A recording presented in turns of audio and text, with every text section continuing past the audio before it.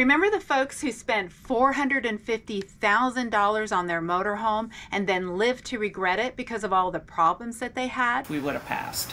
And then what about the guy whose RV was constantly leaking? We've already had wood rot and mold in it. I don't want no more. Well, stay tuned for the rest of the story. Welcome to the channel. I'm Liz. I'm a full-time RVer. I've been on the road exactly 5 years as a full-time RVer. And as you know, I have been doing a series about the good and the bad of the RV industry. And today I want to update you about Jeff and Sharon and also Jim. So if you saw the video, which you probably did, of Jeff and Sharon, there was over 500,000 views. It was about the trouble they had with their motorhome and how they even took it to the factory and still couldn't get things fixed. And overall, they had some issues about quality. Well, while I was making that video, I reached out to Thor and told them that I have this video planned. Well, they sprung into action. Thor has responded. I received a phone call from someone higher up in the organization. We're very concerned, assured me that they take these things very seriously, did share that they had heard from you, and that's what sort of prompted this whole response. We had made arrangements for them to show up Tuesday morning at 8 o'clock, and they did, right on time. Thor sent 2 senior technicians from Elkhart. They had the list of 4 things that needed to be dealt with: the heated floors, the aqua hot water leak, the diamond shield on the front, and then we had an issue with the Firefly control system. They had tile grout shipped to the dealer that's about 10 minutes from here. So they came in Tuesday morning, looked around, assessed things, started working on stuff. This is what they should have done in Indiana, but they didn't. So they called the manufacturer of the heated floor. They have this testing device. I don't know exactly what it did, but they hooked it up and it gave them some readings, which they put on a form and emailed to the manufacturer. The manufacturer sent them a sheet of paper which shows the layout of the heating element in the floor. And there was an X on it and said that's where the bad spot is. So they only had to lift 3 tiles to verify that, yeah, that was the bad spot in the floor. When they put the 3 tiles back down and regrouted it, unless you know where to look, you probably wouldn't know. You know, there is a process. Why they didn't follow it when we were in Indiana, I don't know. We could have avoided all of this if they would have just done that when we were there. And then the one unexpected thing they did is, you remember the Foamcock Mountains in the front of the windshield? The foaming caulk in the corners of the dash started to rise up out from the dash into these little caulk mountains on either side of the windshield and the dash. That was caused by the dealership. They have ordered a replacement piece for that dash. And the only reason they have to order it apparently is it's a custom piece for each coach, I guess, just to match the fabric. It's not something they have sitting around. So we're very pleased about that. Service department, they have redeemed themselves. These 2 guys, Dennis and Mark, were outstanding. You know, they're the A team. Now, if all the technicians were that good, you'd probably get a lot fewer complaints. Now, unfortunately, it doesn't really address the quality issues. When we left you in Wichita Falls and we were driving back to Houston, window shade fell down over the couch. And it was just 1 screw was missing. Instead of 2 screws, they used 1 screw. They should have had the guy with the giant screws going through the roof put in the window shades, then we wouldn't have this problem. And the question I want to ask Thor is, I said, okay, great. We appreciate that you fixed everything, but what's next? You know, I have no confidence that this thing was competently built. And what haven't we found yet?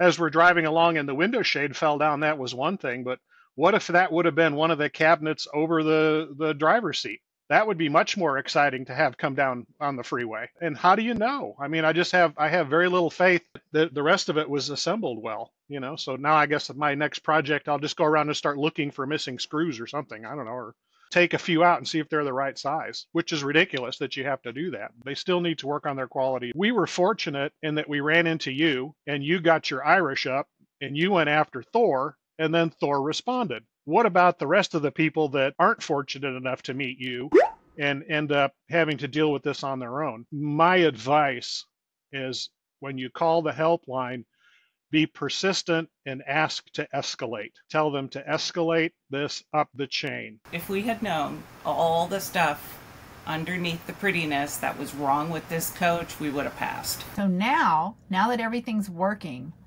You know, when we talked last time, you said if you could do it all over again, you would not have purchased this coach. How do you feel now? Probably not. I would probably have serious conversations with Sharon and say, well, maybe we need to try and spend, I hate to say spend more money, but maybe we need to do more research and try and find one that is better built. However, based on what you've been showing us lately, there isn't one unless you want to live in a fiberglass all-over trailer. This was the top of our price point, and for us to go up a price point, you know, when you're talking about a 4Travel or, you know, one of the other customs, I mean, that's a significant jump in dollars, and that would just be out of our price range. So. Would you have bought used? Like I know Newell, Prevost, and you know those older bus chassis for $450, you could get a very nice bus chassis. When you're buying a used chassis with the used engine, you know, how well was it cared for? You know, and I know you can take it to mechanics and you can get inspections and so on and so forth, but I would certainly put a lot more stock in that if I were to do this again. From the service perspective, they get an A. They stepped up, they sent their guys out, and they fixed what was wrong. We have heated floors. It's wonderful. And it's starting to get cool enough that you can tell that they're working. Really, I'm relatively pleased now with the state of the coach. Everything works. You probably also remember when I interviewed Jim. It's in the shop right now again.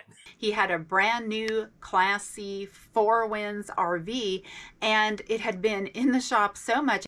Well, there was leaks everywhere. All this wood in front right here had to be replaced. It was all rotting and full of mold. It had leak after leak after leak. They kept saying they thought they fixed it, and then they would leak test it, and it was wet again. Well, when we talked, he felt like the shop was on the home stretch and that the leaks were finally repaired. He had planned a trip to go out to Galveston in the beginning of November for Bike Week, and he was so excited. He had planned that trip a year in advance.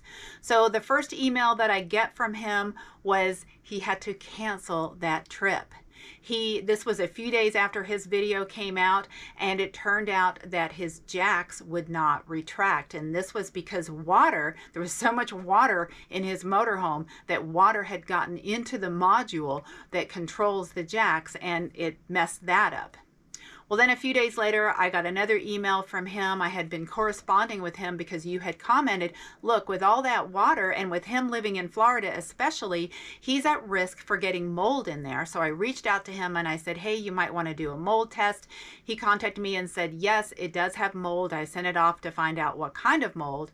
And then the next email that I get from him is, guess what? I traded this in and now I have another RV. He bought a new Jayco Class C motorhome. And I totally understand why he traded it in. I mean, hey, life is short.